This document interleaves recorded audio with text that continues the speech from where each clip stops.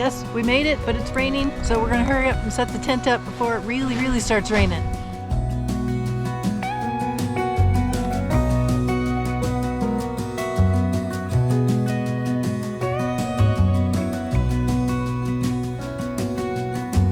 If it hadn't been raining, we should have timed that, because that was the fastest tent setup I think we have ever done. Whew, I'm out of breath. All right, let's get settled in and see what this place has to offer. Okay, rain is gone. I wanted to really quickly show you, this is our third tent. I think we have finally found a winner. This is by the company called Eureka. Now, they don't make them this big. You can go a whole lot smaller. They are absolutely amazing. The biggest thing I absolutely love about this tent is the zippers. I don't think we're gonna have a zipper issue at all. But anyway, we got the Space Camp 6. Yes, it is big. Yes, I love it. So let me show you around real quick. So it comes with a footprint to go on the bottom that spreads out bigger than the tent, but it's a size for when the Rainfly is on. For the both front and the back, we can have extra storage space, so we can keep things like the helmets or our rain gear or the boots, whatever we don't want inside the tent, we could put it in the front of the tent, in the rain part, or the back of the tent, and nothing is going to get wet. So come on inside, let me show you. All right, welcome, come on in. Let me show you around. So this is the main body of the tent. I'm sleeping over here. You can line up all of our junk over here. Richard's over here. Got the little vestibule, helmets. We can close the Rainfly up. And then back here, if I find the right zipper,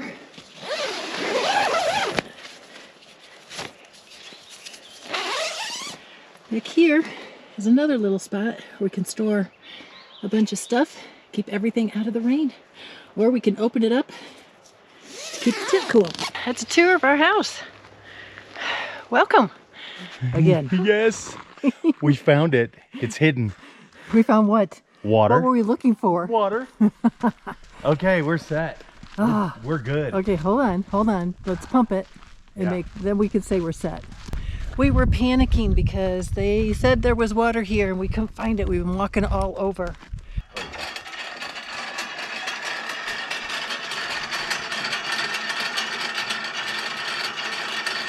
Come on. It's wet down there. Yeah. Oh. All right, open up the can. We are saved. Okay. We made it to what's called Worthen Meadows Campground outside of Lander, Wyoming. And it is a Friday, and we're doing really good on this tent camping. We found a campsite, no problem. And it's an awesome campsite. So here's our tent. Motorcycles are there, and the lake is right back there. We don't mind at all because the outhouse, or the vault toilets I should say, right over here, and the water spigot is just right through these woods here. So we have everything that we need here. We have the toilet, we have the water, we have the tent.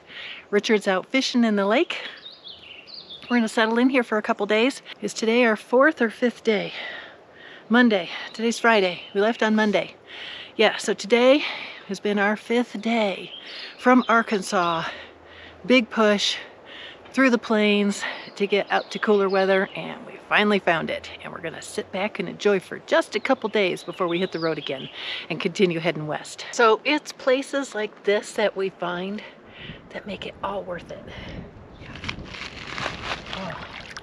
Oh man, you should feel this water. Oh. We're gonna have to go swimming. Wow. And check out, come here, check out how clear this water is.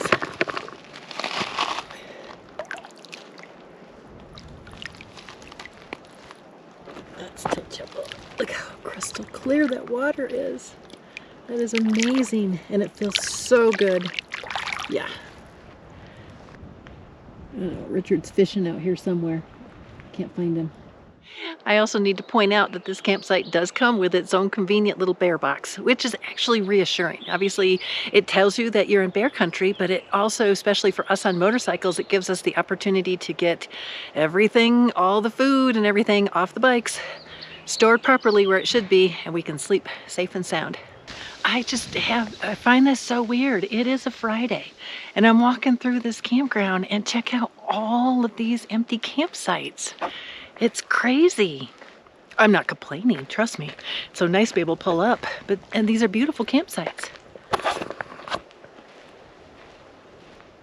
Now that we got the water done, let's see about power. Chris has been using the Bluetti a little bit, just to charge GoPro batteries and stuff like that, anything that needed to be done while she was using her computer.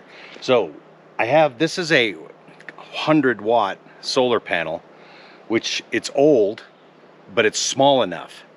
It's small enough at this point. So we wanted to bring it along.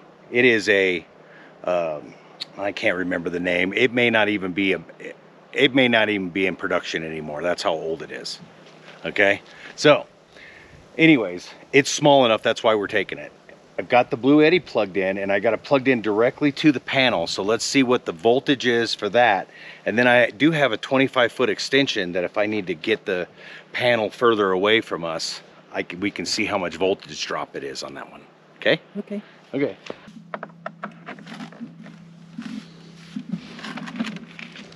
I have to set it down. So it says 40. Yep. What's that mean? That means 40 watts of input going in from this 100-watt panel. But it's old. Yeah. Well, that's Okay. better than nothing. Oh yeah, it's better than nothing. And we pull approximately, we pull more, but we have the electric one to plug in and power up if we get to a campsite and we needed it. But this will last us a day or so. Yes. Especially if you're putting a little bit in. It's about 38. So because of the angle of the sun, it's better to have it set up this way. So now, let's plug in this long extension cord that I've got. This is in case I need to move it. So is it worth it to be able to move it super far? Okay. To keep the Bluetti in the shade, in other words. Yes, because you need to. Because you need to, yeah. So this is a 25-foot extension cord. Would we have 38 before? Yep.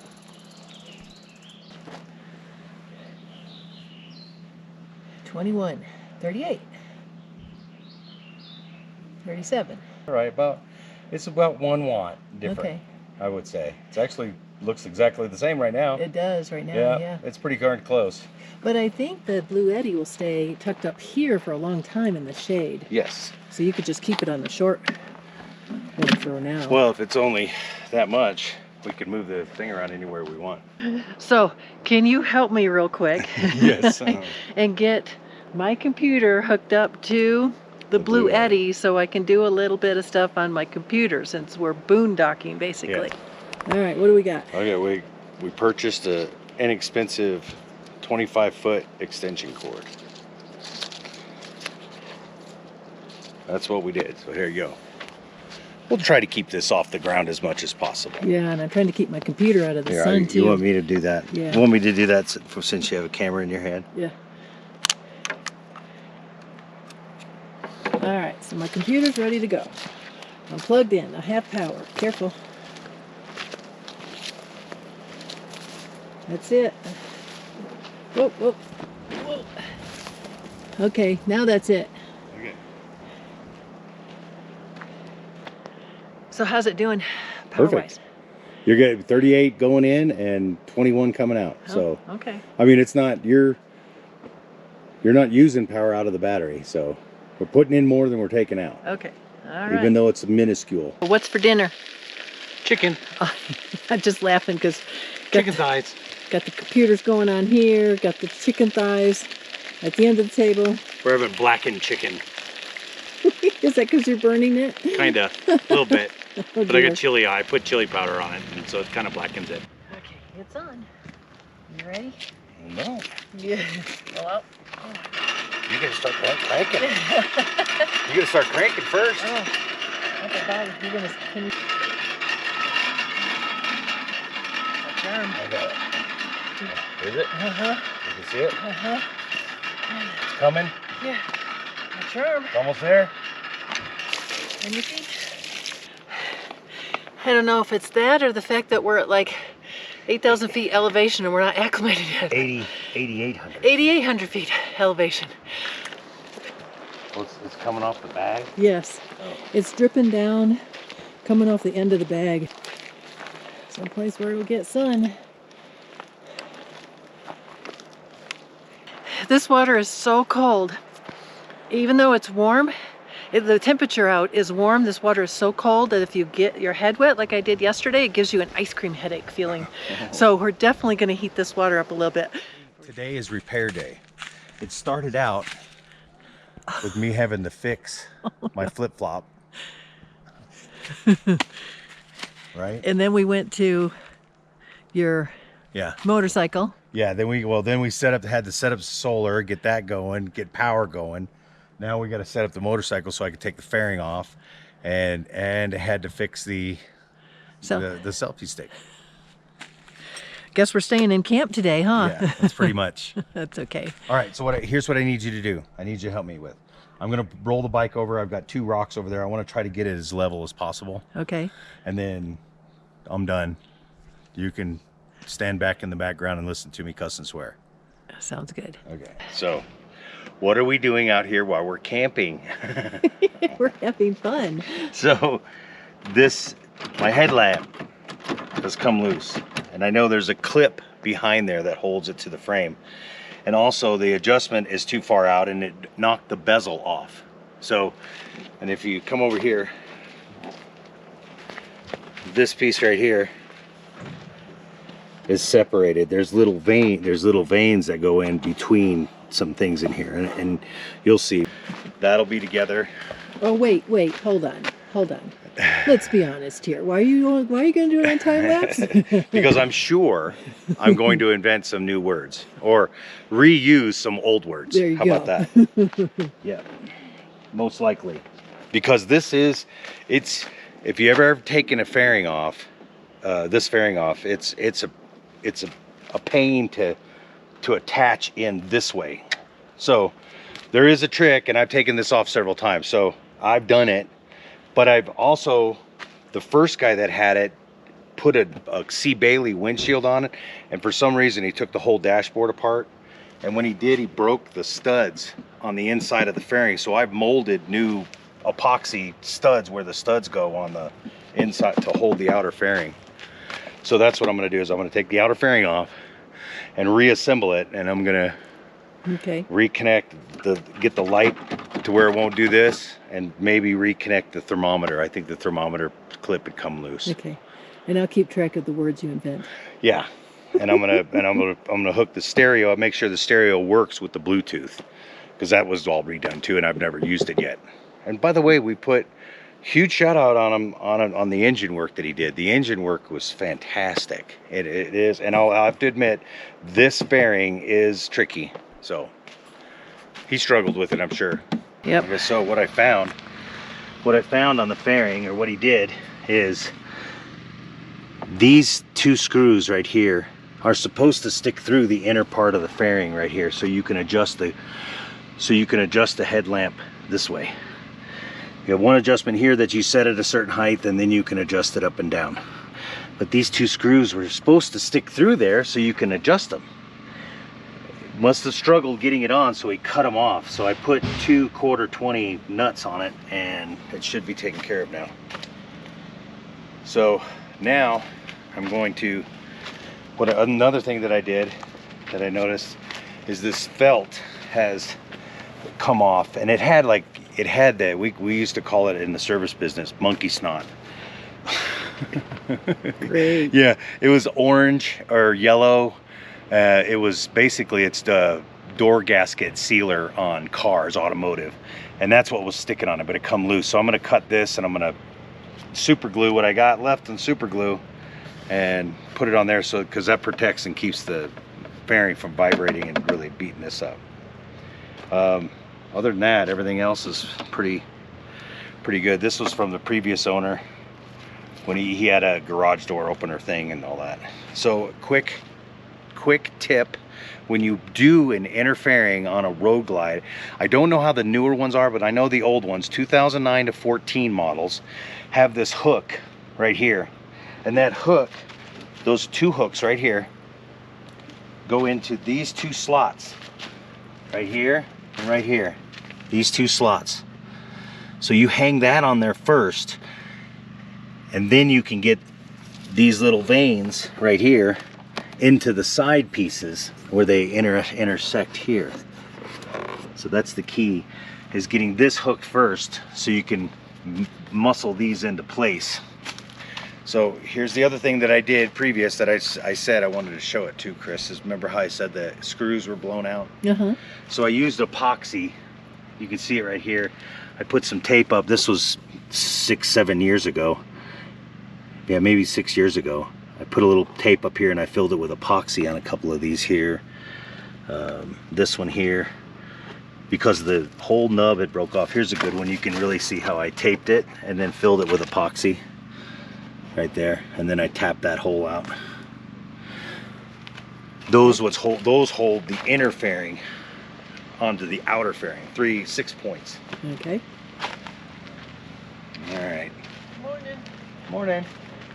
How are you? No gap here anymore. Headlamp is secure.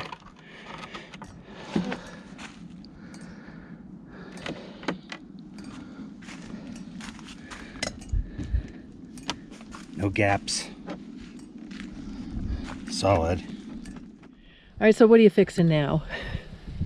Well, this is the last of our super glue. Our stand broke, and honestly, I really don't think the It's getting caught there. yeah, I really don't know if it's gonna work. Oh no. So Oh, we'll no. see. Here's this. We're going to, What do we do without that thing? I use that thing. yeah, you can't crank it down, but we are going to. It's been broken for a while. See how it's worn? See how the color is different? Yeah, So it's been cracked for a while. it's been, yeah, just finally gave up the ghost yesterday. I noticed it. So we'll put it right there and then leave it. So it's wherever it's got to go. Let's do this wherever we're going to set it. Okay. Not mess with it for the rest of the. Oh, I can't tell you how many times I use this stick every single day. I mean, for probably what? Over a year? If not more? I don't know it's when we at got least it. a year on it. Yeah.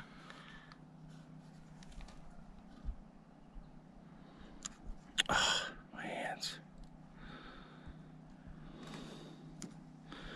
Man, I can't. There it is.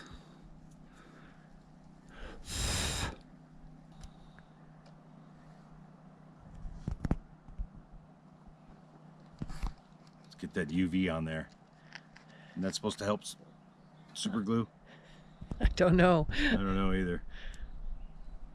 All right. Let's sit. Let it sit. Don't touch it for several hours. Okay. Let it dry 100% and become part of the plastic.